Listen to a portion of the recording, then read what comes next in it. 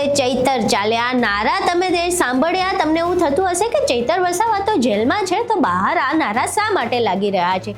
આ નારા ભરૂચના નેત્રંગ તાલુકાની બિલોઠીમાંથી આવી રહ્યા છે, જ્યાં આમ આદમી પાર્ટીએ પેટા ચૂંટણીમાં જીત હાંસલ કરી છે, મનસુખ વસાવાના ગઢમાં ગાબડું પાડ્યું છે અને આ જીતને સીધી જ રીતે ચૈતર વસાવાની જીત કહેવામાં આવી રહી છે।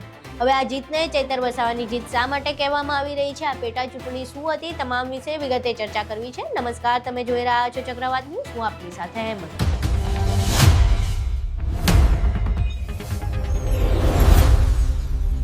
ભરૂચ એટલે કે મનસુખ વસાવાનો ગઢ।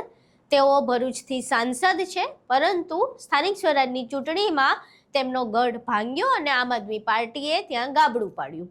હવે ભરૂચના નેત્રંગના બિલોઠીમાં જે પહેલા સ્થાનિક સ્વરાજની ચૂંટણી યોજાઈ હતી, તેમાં પણ આમ આદમી પાર્ટીએ જીત મેળવી હતી, પરંતુ જીત મેળવ્યા બાદ આમ આદમી પાર્ટીના એક ઉમેદવારનું આકસ્મિક મોત થાય છે અને ત્યારબાદ ત્યાં પેટા ચૂંટણીનું આયોજન કરવામાં આવે છે।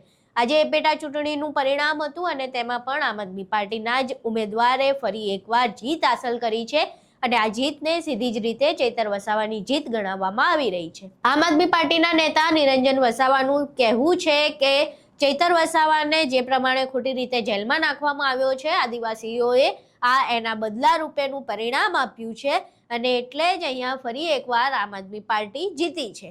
પહેલા અહીં તો આખી ઘટનાને લઈને જે જશ્ન મનાવવામાં આવી રહ્યો છે એ જોઈએ અને ત્યારબાદ નિરંજન વસાવા ઘટનાને લઈને શું કહી રહ્યા છે તે સાંભળીએ।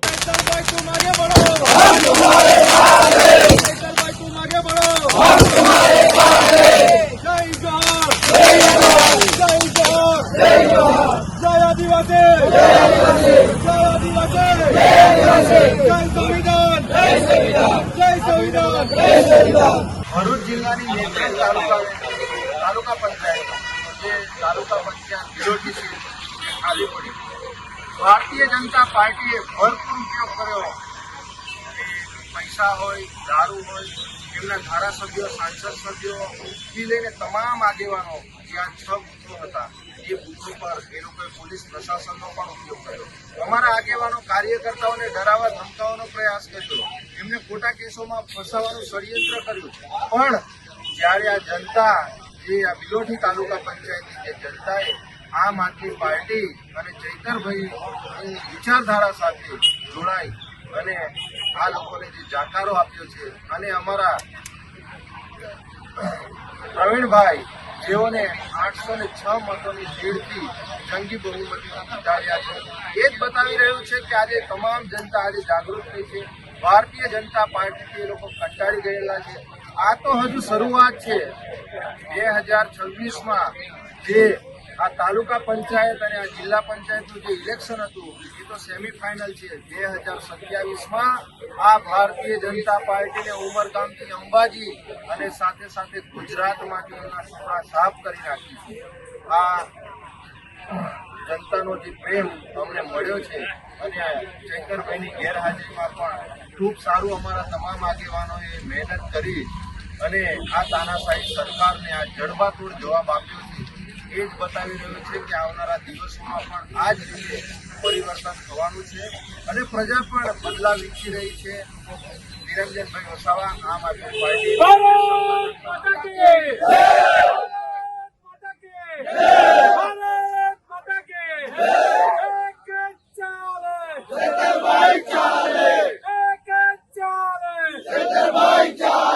અહીં તમે નિરંજન વસાવાને સાંભળ્યા। હવે ચૈતર વસાવા તો હાલ જેલમાં બંધ છે। વનકર્મી પર હુમલો અને ફાયરિંગના કેસમાં સેશન્સ કોર્ટ દ્વારા જે સજા ફટકારવામાં આવી છે એ સજા તેઓ ભોગવી રહ્યા છે, પરંતુ તેમના 2 પત્ની છે, એમાંથી એક પત્ની જે બહાર હતા અને બીજા જે જામીન ઉપર શકુંતલાબેન છૂટ્યા છે, એ બંને ગ્રાઉન્ડ ઝીરો પર કામ કરી રહ્યા છે। ચૈતર વસાવાની ક્યાંય જે કમી છે એ જોવા નથી મળી રહી, કારણ કે આમ આદમી પાર્ટી જે બિલોઠી પર જીતી ત્યાં ચૈતર વસાવા હાજર ન રહી શક્યા, પરંતુ તેમના બંને પત્ની ગ્રાઉન્ડ ઉપર છે અને તેઓ આ આખી ઘટનાને ચૈતર વસાવાની દ્રષ્ટિએ કેવી રીતે જોઈ રહ્યા છે અને આ જીત વિશે તેઓ શું કહી રહ્યા છે તે સાંભળીએ।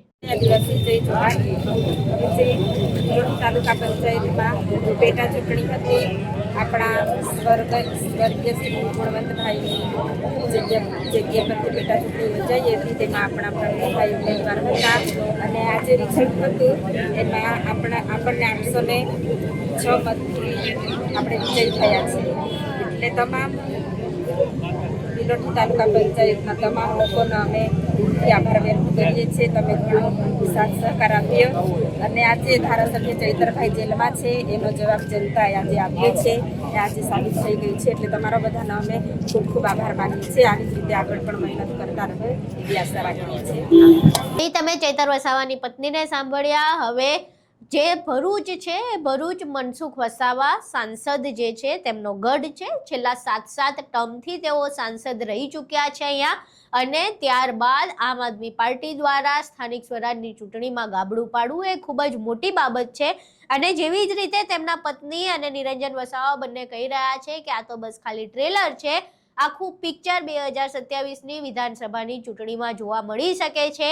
એટલે સીધો જ સંદેશ આપી દીધો છે કે ચૈતર વસાવા જે જેલમાં બંધ છે તેનો બદલો 2027ની ચૂંટણીમાં આદિવાસીઓ લેશે અને એમાં આમ આદમી પાર્ટીનો ભવ્ય વિજય પણ જોવા મળી શકે છે, આવો સંકેત આપવામાં આવ્યો છે.